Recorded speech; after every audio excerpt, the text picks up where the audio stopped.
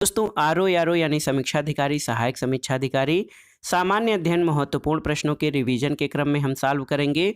उत्तर प्रदेश और उत्तराखंड आरओ यारो परीक्षा के प्रीवियस ईयर्स में पूछे गए सभी महत्वपूर्ण प्रश्नों को इसमें हम चैप्टर वाइज एक क्रम से प्रश्नों को सॉल्व करेंगे और उनकी व्याख्या भी करते चलेंगे ताकि आप प्रश्नों को आसानी से समझ सकें और व्याख्या के क्रम में कुछ अन्य तथ्यों को भी तैयार कर सकें। सबसे पहले हम भारतीय इतिहास खंड को कवर करेंगे। तो आइए शुरू करते हैं। उत्तर प्रदेश लोक सेवा आयोग द्वारा आयोजित किए जाने वाले आरओ यारो परीक्षा के लिए सामान्य अध्ययन के महत्वपूर्ण प्रश्नों का रिवीजन। पहला प्रश्न दोस्तों पाषाण काल से संबंधित है। प्रश्न है कि हड्डी से निर्मित आभूषण भारत में मध्य पाषाण काल के संदर्भ में प्राप्त हुए हैं कहाँ से। ऑप्शन देखिए, सराय नाहर राय से, महदहा से, लेखहिया से या चौपानी मांडो से। तो उत्तर आपका हो जाएगा दोस्तों सराय नाहर राय और महदहा दोनों से। अगर आप देखेंगे तो इस प्रश्न के दो विकल्प ऑप्शन में सही आ रहे हैं। देखिए, मध्य पाषाण कालीन स्थल महदहा जो कि उत्तर प्रदेश के प्रतापगढ़ जिले में स्थित है, वहाँ से बड़ी मात्रा में हड्डी और सींग निर्मित उपकरण प्राप्त हुए हैं। जी.आर. शर्मा ने महदहा में 3 क्षेत्रों का उल्लेख किया है जो कि झील क्षेत्र, बूचड़खाना क्षेत्र और कब्रिस्तान निवास क्षेत्र में बटा था। बूचड़खाना संकुल क्षेत्र से ही हड्डी और सींग निर्मित उपकरण और आभूषण बड़े पैमाने पर पाए गए हैं। दोस्तों डॉक्टर जय नारायण पांडे द्वारा लिखित पुस्तक पुरातत्व विमर्श में महदहा, सराय नाहर राय और दमदमा तीनों ही स्थलों से हड्डी के उपकरण और आभूषण पाए जाने का उल्लेख है। तो विकल्प में इन तीनों स्थलों के रहने पर इन्हें भी हड्डी के उपकरण प्राप्त स्थल के रूप में चयनित किया जा सकता है और अंत में ये आयोग पर निर्भर करेगा कि वो किस प्रश्न को या किस उत्तर को सही मानता है। अगला प्रश्न है, नीचे 2 कथन दिए गए हैं, कथन और कारण से संबंधित है। कथन है दोस्तों विंध्य क्षेत्र के पाषाण युगीन लोगों ने नूतन भूतल काल के अंत में गंगा घाटी में प्रव्रजन किया। कारण है कि जलवायु परिवर्तन के कारण इस काल में शुष्कता का चरण था। तो इसमें से आपको सही विकल्प का चयन करना है, सही उत्तर बताना है। तो सही उत्तर आपका हो जाएगा दोस्तों कथन और कारण दोनों सही हैं और कारण कथन की सही व्याख्या भी करता है। देखिए ऑप्शन ए आपका सही उत्तर हो जाएगा।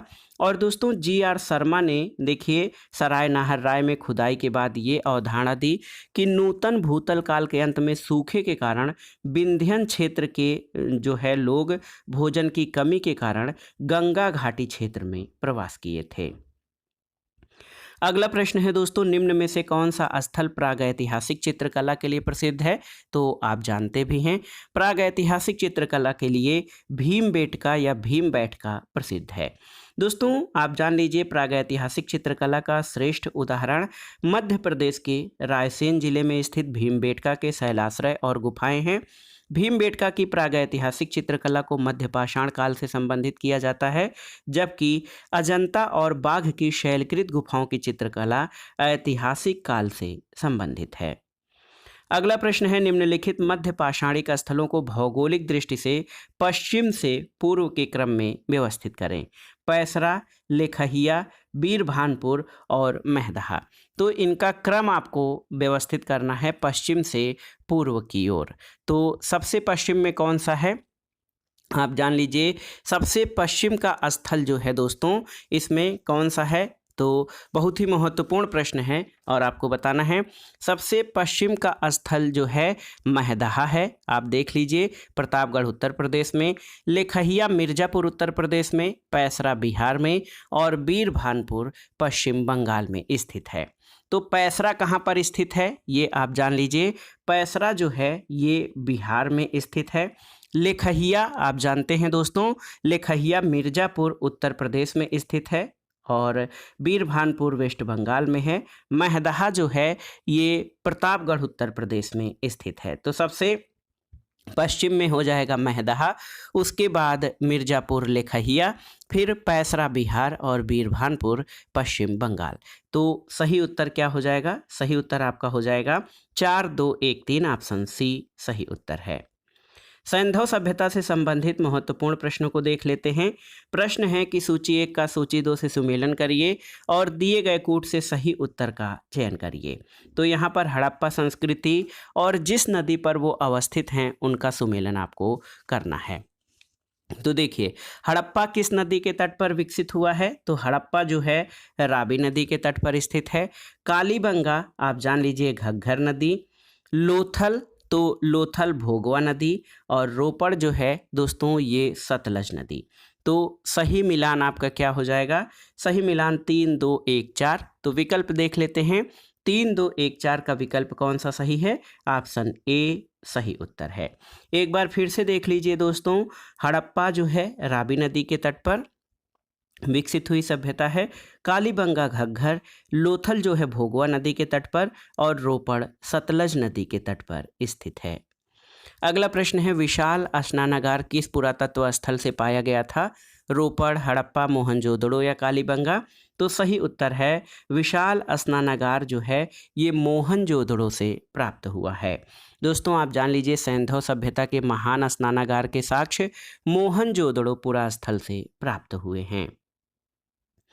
अगला प्रश्न है दोस्तों, सिंधु घाटी सभ्यता जानी जाती है किसके लिए?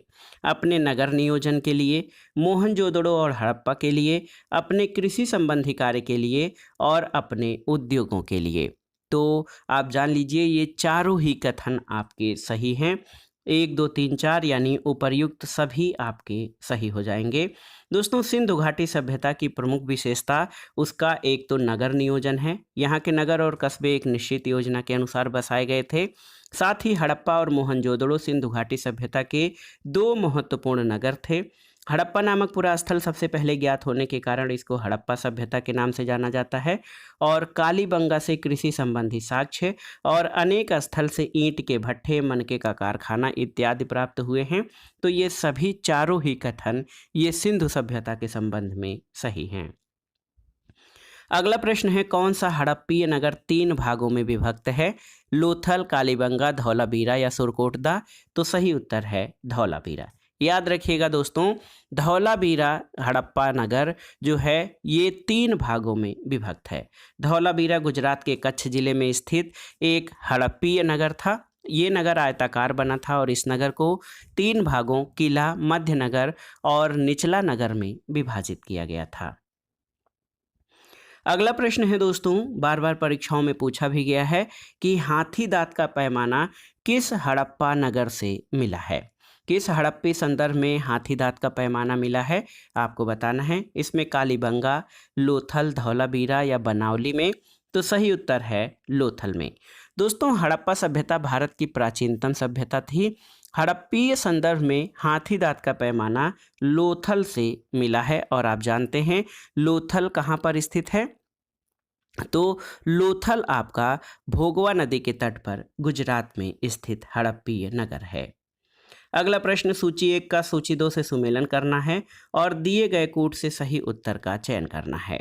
इसमें आपका सूची 1 में जो है स्थल हैं और उनकी खुदाई करने वाले व्यक्तियों का सुमेलन करना है। तो हड़प्पा की खुदाई या खोज दयाराम साहनी ने 1923-24 और 1924-25 में किया था। हस्तिनापुर की खोज बीबी लाल ने किया था। तक्षशिला, दोस्तों तक्षशिला जो प्राचीन नगर है ये जॉन मार्शल के द्वारा, तो आप जान लीजिए तक्षशिला जॉन मार्शल के द्वारा, और कौशाम्बी NG मजूमदार के द्वारा। तो ये सुमेलन आपका हो जाएगा 3 4 2 और 1।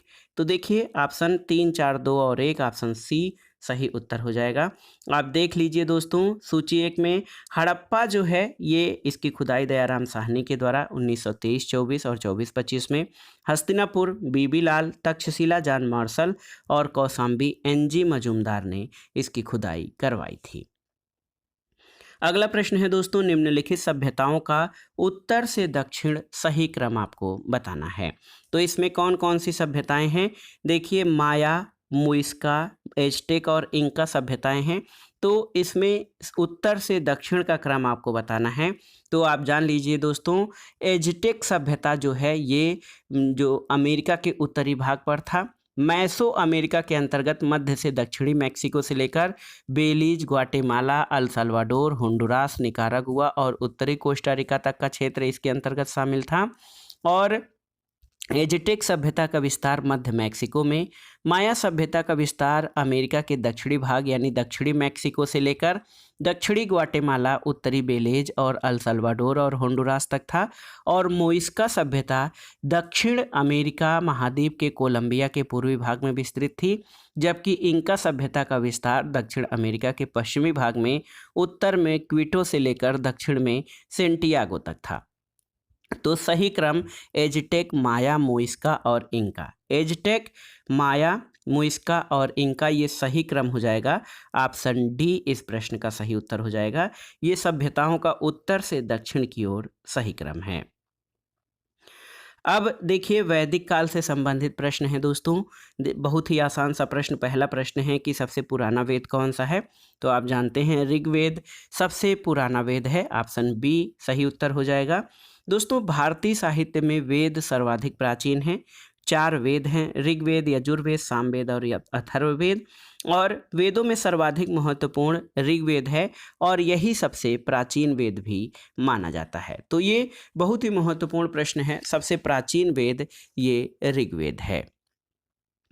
अगला प्रश्न है दोस्तों, सूची 1 का सूची 2 से सुमेलन करना है और दिए गए कूट से सही उत्तर का चयन करना है। तो यहाँ पर आप देख सकते हैं दोस्तों, बहुत ही महत्वपूर्ण प्रश्न है। ऋग्वेद में स्रोत और प्रार्थनाएं दी गई हैं।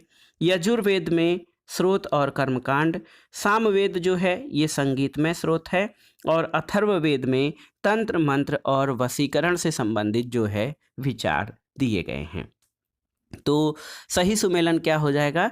सही सुमेलन यहाँ पर देखिए, ऋग्वेद स्रोत और प्रार्थनाएं, यजुर्वेद स्रोत और कर्मकांड, सामवेद संगीतमय स्रोत और अथर्ववेद तंत्र, मंत्र और वशीकरण। तो 4, 2, 1, 3 ऑप्शन ए इस प्रश्न का सही उत्तर हो जाएगा।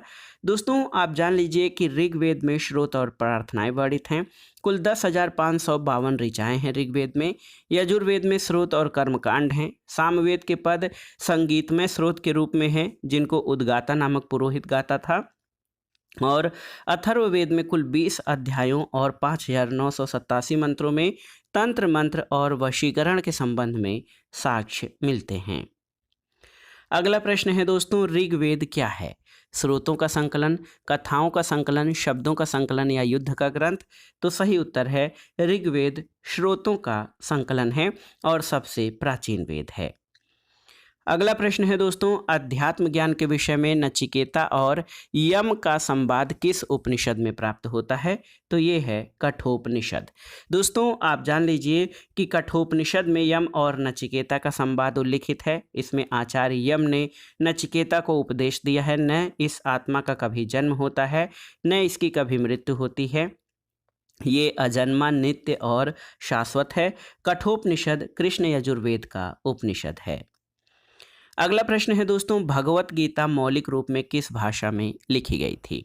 तो बहुत ही आसान सा प्रश्न है। आप जानते हैं जो हमारे प्राचीन ग्रंथ और वेद, पुराण आदि हैं, ये मौलिक रूप से संस्कृत भाषा में लिखे गए हैं। तो सही उत्तर है संस्कृत भाषा में। श्रीमद् भगवत गीता मौलिक रूप से संस्कृत भाषा में लिखी गई थी। ये प्राचीन धार्मिक ग्रंथ महाभारत का एक भाग है। अगला प्रश्न है, हिंदू पौराणिक कथा के अनुसार समुद्र मंथन के लिए किस सर्प ने रस्सी के रूप में स्वयं को प्रस्तुत किया था? तो ये थे वासुकी। दोस्तों हिंदू पौराणिक कथा के अनुसार समुद्र मंथन के लिए मथानी के रूप में, मंदराचल पर्वत तथा रस्सी के रूप में सर्पों के राजा वासुकी का प्रयोग किया गया था। इसमें विष्णु ने कूर्मावतार धारण कर मंदराचल पर्वत को अपने ऊपर रखा था।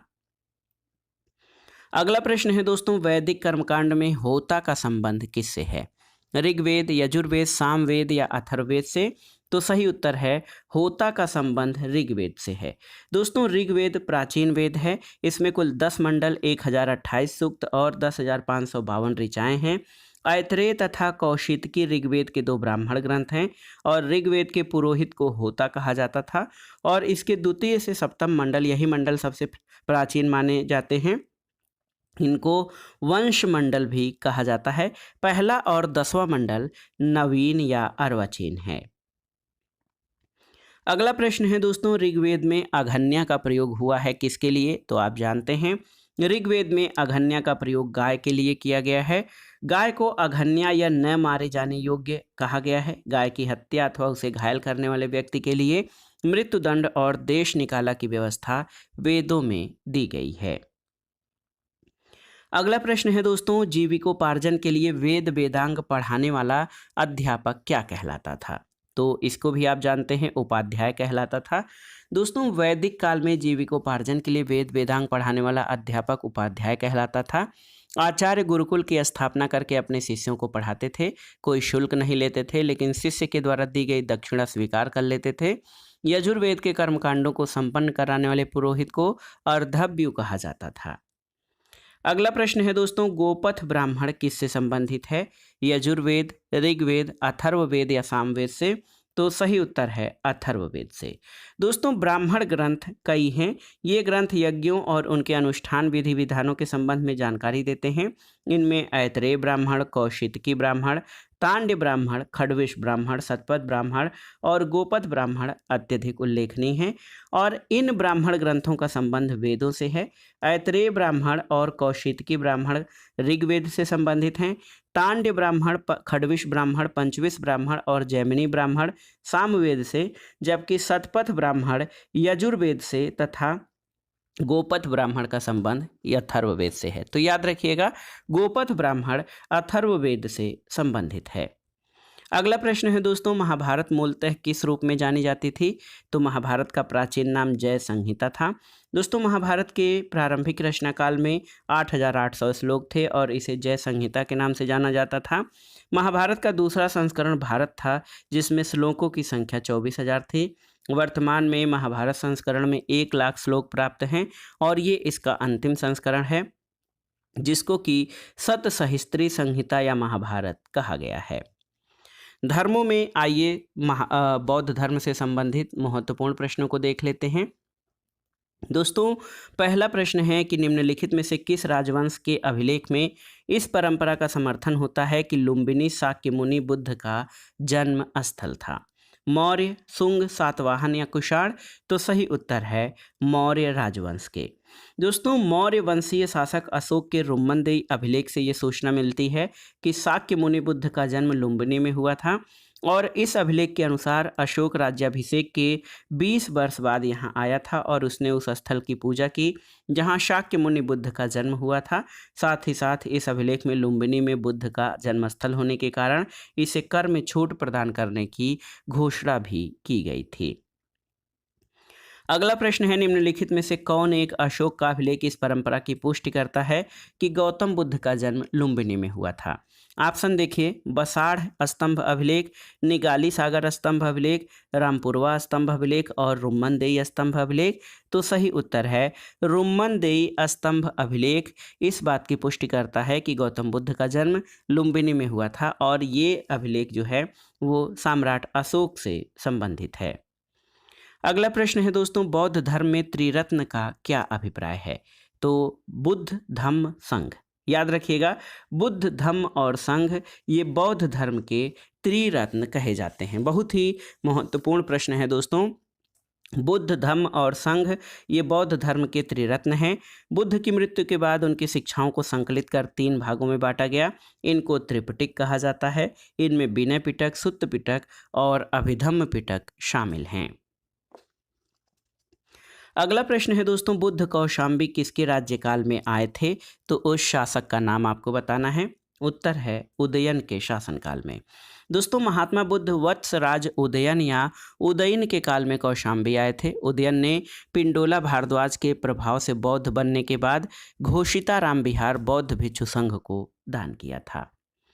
अगला प्रश्न है, प्रथम बौद्ध परिषद का संचालन किस एक ने किया था? आनंद, महाकश्यप, मोगलिपुत्र या उपालि ने? तो सही उत्तर है प्रथम बौद्ध परिषद या प्रथम बौद्ध संगीत, इसका संचालन महाकश्यप ने किया था। प्रथम बौद्ध संगीत या प्रथम बौद्ध परिषद बुद्ध की मृत्यु के तत्काल बाद राजगृह की सप्तपौड़ी गुफा में हुई थी। इस समय मगध का शासक अजातशत्रु था।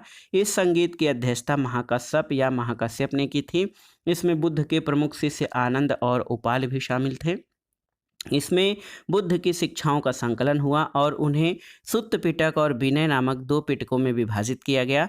आनंद और उपालि क्रमशः धर्म और विनय के प्रमाण माने जाते हैं। अगला प्रश्न है दोस्तों, चतुर्थ बौद्ध संगीत या परिषद कहाँ हुई थी, आपको बताना है। तो उत्तर है कनिष्क के शासनकाल में। तो आप जान लीजिए दोस्तों, चौथी बौद्ध संगीत बुद्ध की मृत्यु के प्रथम बौद्ध संगीत बुद्ध की मृत्यु के तत्काल बाद मगध नरेश अजात शत्रु के शासनकाल में राजगृह अथवा राजगीर में सप्तपाणी गुफा में हुई थी। द्वितीय बौद्ध संगीत कालाशोक के शासनकाल में बुद्ध की मृत्यु के 100 वर्ष बाद वैशाली में हुआ। तृतीय बौद्ध संगीत मौर्य सम्राट अशोक के शासनकाल में पाटलिपुत्र में हुआ था। और चतुर्थ बौद्ध संगीत कनिष्क के शासनकाल में कुंडल वन कश्मीर में संपन्न हुई। इसके अध्यक्ष वसुमित्र और उपाध्यक्ष अश्वघोष थे। अगला प्रश्न है दोस्तों, द्वितीय बौद्ध समिति का आयोजन कहाँ किया गया था। तो सही उत्तर है द्वितीय बौद्ध समिति या द्वितीय बौद्ध संगीत का आयोजन वैशाली में किया गया था। अगला प्रश्न है, सारनाथ की भूमि स्पर्श मुद्रा वाली बुद्ध प्रतिमा कालांकित है किस काल से। कुषाण, गुप्त, वर्धन या राजपूत काल। तो सही उत्तर है गुप्त काल से। ऑप्शन बी सही उत्तर हो जाएगा।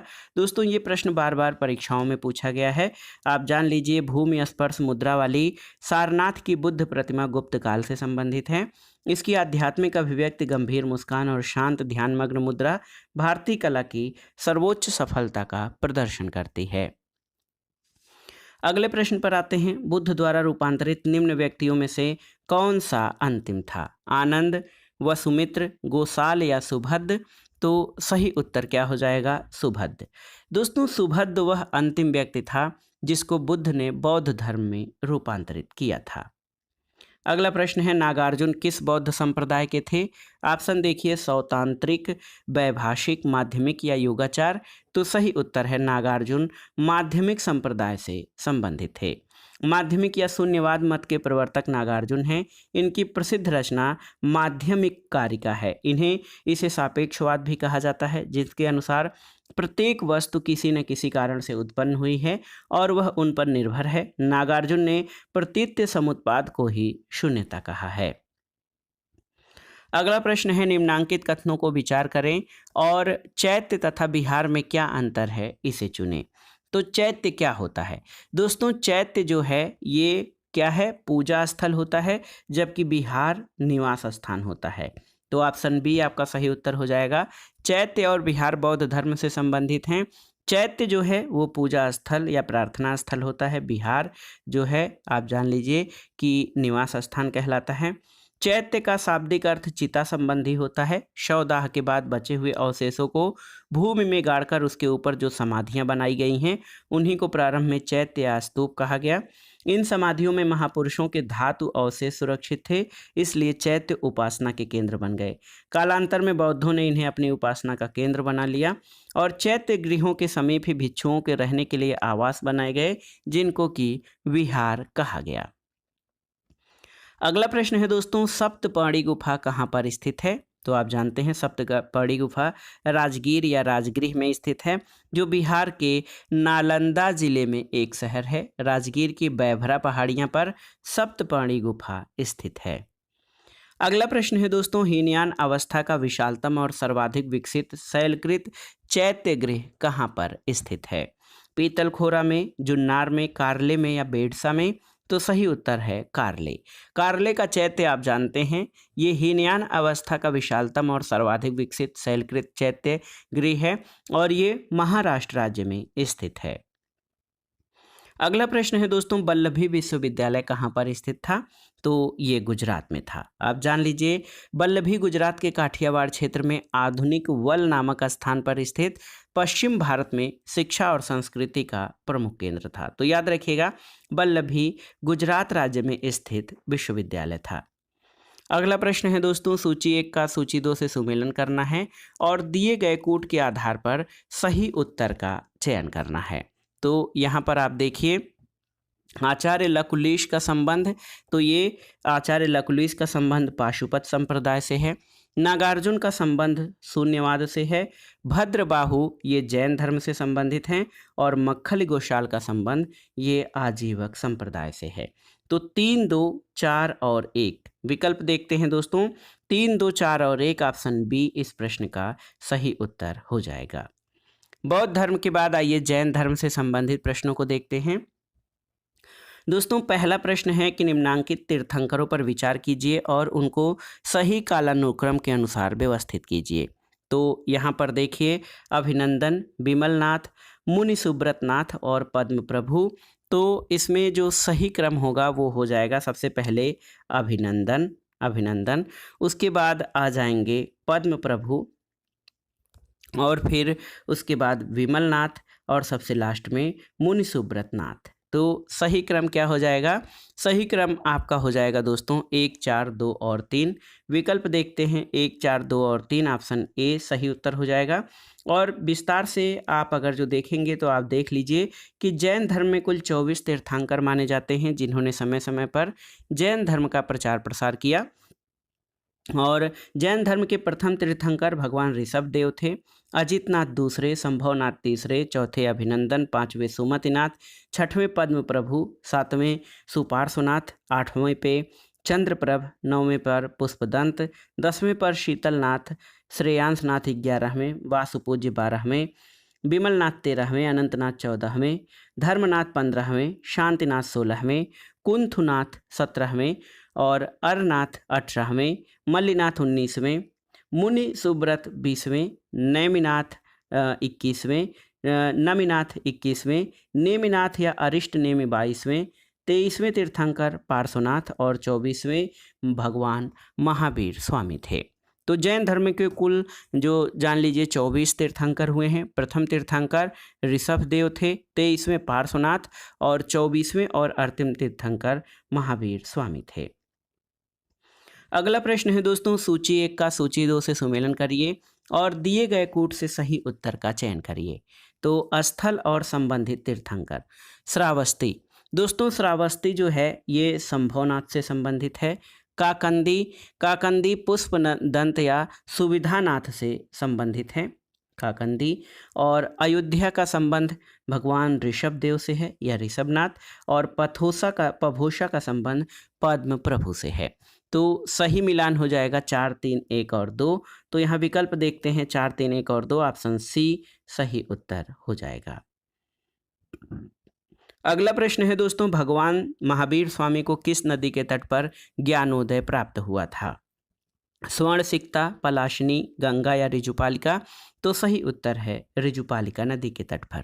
दोस्तों जैन धर्म में पूर्ण ज्ञान के लिए कैवल्य शब्द का प्रयोग किया गया है। भगवान महावीर स्वामी को 12 वर्षों की कठोर तपस्या और साधना के पश्चात जिम्भृग ग्राम के समीप ऋजुपालिका नदी के तट पर एक शाल वृक्ष के नीचे कैवल्य या पूर्ण ज्ञान प्राप्त हुआ था। फलतः वे केवलिन कहलाए थे। तो याद रखिएगा भगवान महावीर स्वामी को ऋजुपालिका नदी के तट पर साल वृक्ष के नीचे ज्ञान प्राप्त हुआ था। अगला प्रश्न है दोस्तों उत्तर प्रदेश में बौद्ध और जैनियों दोनों की प्रसिद्ध तीर्थस्थली क्या है? तो ये है कौशाम्बी। दोस्तों कौशाम्बी नगर जैन और बौद्ध दोनों की प्रसिद्ध तीर्थस्थली है। भगवान बुद्ध ने इस नगर में जाकर कई बार धर्मोपदेश दिया और लोगों को अपना शिष्य बनाया। यहाँ अनेक विहार थे। घोषिताराम विहार सबसे महत्वपूर्ण था जिसका निर्माण श्रेष्ठ घोषित ने करवाया था। और कौशाम्बी में जैनों का प्रमुख तीर्थस्थल प्रभासगिरी है जो 6वें तीर्थंकर पद्म प्रभु से संबंधित है। शैव और भागवत धर्म से संबंधित प्रश्नों को देखते हैं। नयनार कौन थे? शैव, शाक्त, वैष्णव या सूर्योपासक? आपको बताना है कि नयनार कौन थे। तो सही उत्तर आपका हो जाएगा नयनार शैव धर्म के उपासक थे। आप जान लीजिए कि पूर्व मध्यकाल में भक्ति भावना का प्रचार प्रसार दक्षिण भारत में विशेषकर तमिल भाषी क्षेत्र में हुआ था। तमिल भाषी क्षेत्र में भक्ति भावना को लोकप्रिय बनाने में 2 संप्रदायों की भूमिका रही। भगवान विष्णु की उपासना करने वाले विष्णु भक्त अलवार संत और शिव की उपासना करने वाले नयनार संत कहलाए थे। इन्होंने ईश्वर के प्रति व्यक्तिगत प्रेम और समर्पण से मोक्ष प्राप्ति का मार्ग बताया और जाति प्रथा और इसकी कठोरता का विरोध किया था। अगला है दोस्तों नयनार कौन थे? तो नयनार जो है वो शैव धर्मानुयायी थे। ऑप्शन बी आपका सही उत्तर है। तीसरा है भागवत संप्रदाय में भक्ति के कितने रूपों की व्याख्या की गई है, तो आप जान लीजिए भक्ति के 9 रूप हैं वर्णित हैं भागवत संप्रदाय में। दोस्तों भागवत संप्रदाय में मोक्ष प्राप्ति के लिए नवधा भक्ति जो है इसको मान्यता दी गई है, जिसमें भक्ति के 9 रूपों का वर्णन किया गया है। अगला प्रश्न है दोस्तों, बेस नगर अभिलेख का हेलियोडोरस कहाँ का निवासी था? पुष्कलावती, तक्षशिला, साकल या मथुरा? तो सही उत्तर है तक्षशिला। दोस्तों आप जान लीजिए कि भागवत धर्म से संबंधित जो प्रथम उपलब्ध प्रस्तर स्मारक है विदिशा बेसनगर का गरुड़ स्तंभ है। इससे पता चलता है कि तक्षशिला के यवन शासक एंटियाक्लीड्स का राजदूत हेलियोडोरस ने भागवत धर्म ग्रहण किया और इस स्तंभ की स्थापना करवाकर उसकी पूजा की थी। इस पर उत्कीर्ण लेख में हेलियोडोरस को भागवत तथा वासुदेव को देव देवस अर्थात देवताओं का देवता कहा गया है। अगला प्रश्न है, विष्णु के किस अवतार को सागर से पृथ्वी का उद्धार करते हुए अंकित किया जाता है? कच्छप, मत्स्य, वाराह या नृसिंह? तो सही उत्तर है वाराह अवतार को। दोस्तों भगवान विष्णु ने दैत्य राजा हिरण्याक्ष का वध करने के लिए वाराह रूप धारण किया था और उसके चंगुल से पृथ्वी को छुड़ाया था। पौराणिक चित्रों में वाराह भगवान पृथ्वी को अपने दांतों के ऊपर संतुलित कर सागर से निकलते हुए दर्शाए गए हैं। अगला प्रश्न है दोस्तों, पुरी में रथ यात्रा किसके सम्मान में निकाली जाती है? भगवान राम, भगवान विष्णु, भगवान जगन्नाथ या भगवान शिव? तो सही उत्तर है भगवान जगन्नाथ के। दोस्तों आप जान लीजिए कि पुरी में जो रथ यात्रा है भगवान जगन्नाथ के जो है सम्मान में निकाली जाती है और ये आयोजन प्रतिवर्ष आषाढ़ माह के शुक्ल पक्ष की द्वितीया में ओडिशा के पुरी में भगवान जगन्नाथ या कृष्ण के सम्मान में निकाली जाती है। अगला प्रश्न है दोस्तों, राजा नंद का उल्लेख करने वाला अभिलेखी प्रमाण कौन सा है? तो उत्तर है खारवेल का हाथी गुम्फा अभिलेख। दोस्तों आप जान लीजिए कि कलिंग के चेद वंश का सबसे प्रतापी शासक खारवेल था। इसके विषय में जानकारी का प्रमुख स्रोत इसका हाथी गुम्फा अभिलेख है। नंद वंशीय शासक महापद्म नंद द्वारा कलिंग में नहर खुदवाए जाने का उल्लेख इस अभिलेख में किया गया है, यानी यह नहरों की जानकारी देने वाला प्रथम अभिलेखी साक्ष्य है। इस अभिलेख में जैन भिक्षुओं को ग्राम दान में दिए जाने का उल्लेख है। साथ ही इस अभिलेख से ये भी पता चलता है कि खारवेल ने दक्षिण के 3 राज्यों चोल, चेर और पांड्यों को पराजित किया था। अगला प्रश्न है दोस्तों, मगध का कौन सा सम्राट अपरो परशुराम के नाम से जाना जाता था? बिंदुसार, अजातशत्रु, कालाशोक या महापद्म नंद? तो सही उत्तर है महापद्म नंद। मगध पर शिशुनाग वंश के बाद नंद वंश का शासन स्थापित हुआ और नंद वंश का संस्थापक महापद्म नंद अथवा उग्रसेन था। पुराणों में महापद्म नंद को सर्वछत्रांतक और अपरो परशुराम कहा गया है। अगला प्रश्न है दोस्तों, देखिए गौतम बुद्ध के समय का प्रसिद्ध वैद्य जीवक किसके दरबार से संबंधित था? बिंबिसार, चंडप्रद्योत, प्रसेनजित या उदयन? तो सही उत्तर है बिंबिसार। दोस्तों आप जान लीजिए कि गौतम बुद्ध के समय का प्रसिद्ध वैद्य जीवक ये बिंबिसार के दरबार से संबंधित था। बिंबिसार ने अपने राज्य वैद्य जीवक को अवंती नरेश चंडप्रद्योत के राज्य में चिकित्सा सेवा के लिए भेजा था। बिंबिसार हर्यक वंश का प्रथम शक्तिशाली शासक माना जाता है जो मगध साम्राज्य का वास्तविक संस्थापक था। अगला प्रश्न है, निम्नलिखित में से कौन सा सही सुमेलित नहीं है आपको बताना है? अंग चंपा, कौशल अहिच्छत्र, वत्स कौशाम्बी और मत्स्य विराटनगर? तो सही उत्तर है कौशल अहिच्छत्र। ये आपका सही सुमेलित नहीं है क्योंकि कौशल महाजनपद की राजधानी साकेत और श्रावस्ती थी। उत्तरी पंचाल की राजधानी अहिच्छत्र, दक्षिणी पंचाल की राजधानी काम्पिल्य थी। जो है अंग प्रदेश या अंग महाजनपद की राजधानी चंपा, वत्स की कौशाम्बी और मत्स्य की विराटनगर थी। अगला प्रश्न है दोस्तों, चंपा किस महाजनपद की राजधानी थी? तो आप जानते हैं अंग महाजनपद की राजधानी चंपा थी और बिहार के वर्तमान भागलपुर और मुंगेर के जिले अंग महाजनपद के अंतर्गत थे। इसकी राजधानी चंपा थी। महाभारत और पुराणों में चंपा का प्राचीन नाम मालिनी प्राप्त होता है और दीर्घ निकाय के अनुसार इस नगर का निर्माण की योजना वास्तुकार महागोविंद के द्वारा बनाई गई थी। अगला प्रश्न है, निम्नलिखित में से कौन सा एक सही सुमेलित नहीं है? कंबोज, राजपुर हाटक, ये सही सुमेलित है। अश्मक पोतन या पोटिल, सही सुमेलित है। शूरसेन कौशाम्बी, सही सुमेलित नहीं है। कौशल श्रावस्ती, सही सुमेलित नहीं है, सही सुमेलित है। तो दोस्तों शूरसेन की राजधानी कौशाम्बी नहीं बल्कि शूरसेन की राजधानी मथुरा थी। अन्य महाजनपद और उनकी राजधानियों का जो क्रम है, कंबोज की राजधानी राजपुर या हाटक थी, अश्मक की पोटन या पोतिल, शूरसेन की मथुरा और कौशल की साकेत या श्रावस्ती थी। अगला प्रश्न है दोस्तों, देखिए महत्वपूर्ण प्रश्न है कि वर्तमान उत्तर प्रदेश में भारत के प्राचीनतम 16 महाजनपदों में से कुल कितने महाजनपद स्थित थे? 6, 7, 8 या 9? तो सही उत्तर है 8। दोस्तों बहुत ही महत्वपूर्ण प्रश्न है कि वर्तमान उत्तर प्रदेश में भारत के प्राचीनतम 16 महाजनपदों में से कुल 8 महाजनपद स्थित थे। याद रख लीजिए 6वीं शताब्दी ईसा पूर्व के दौरान 16 महाजनपदों में से कुल 8 महाजनपद वर्तमान उत्तर प्रदेश में थे। ये कुरु महाजनपद, पांचाल, काशी, कौशल, सूरसेन, चेद वंश और मल्ल थे। तो दोस्तों ये था आज का वीडियो। आरओ यानी समीक्षाधिकारी सहायक समीक्षाधिकारी परीक्षा के लिए प्रीवियस ईयर्स में पूछे गए महत्वपूर्ण प्रश्नों के रिवीजन के क्रम में हमने भारतीय इतिहास के प्राचीन भारत के इतिहास खंड से महत्वपूर्ण प्रश्नों को रिवाइज किया, जो आपके आगामी परीक्षाओं के लिए बहुत ही उपयोगी हैं। आप इन प्रश्नों को तैयार कर लीजिएगा। दोस्तों वीडियो आपको कैसा लगा हमें कमेंट बॉक्स में ज़रूर बताइएगा। वीडियो को लाइक करें, शेयर करें।